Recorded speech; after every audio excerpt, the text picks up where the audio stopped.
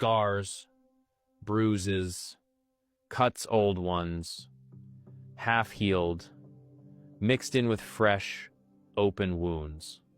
It was like her skin was telling a story and none of it was accidental. This wasn't someone who snapped once.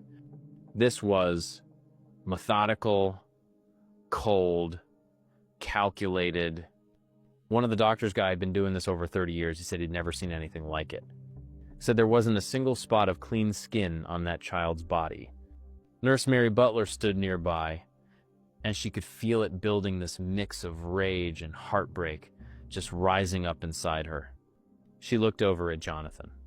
He was standing by the wall, hunched a little, like he didn't really want to be there, his face somewhere between blank concern and mild annoyance. Then, he kind of glanced around and muttered something about needing to move his truck. Took a small step toward the door. And that's when Mary snapped. She didn't even remember moving, just that suddenly she was out in the hallway. Grabbing the collar of his shirt, pulling him back.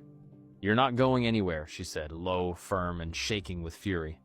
She stood there, blocking his path, not as a nurse, not even as a professional, but as the last line between him and the exit, the only shield left for a little girl who couldn't speak for herself anymore. Because Mary stood her ground, Jonathan didn't get away. By the time the police arrived, he was still there. Inside the ER, the doctors were doing everything they could to save Tegan. But deep down, they all knew it was too late. Her injuries were just too severe. Her tiny body broken on the inside in ways they couldn't fix.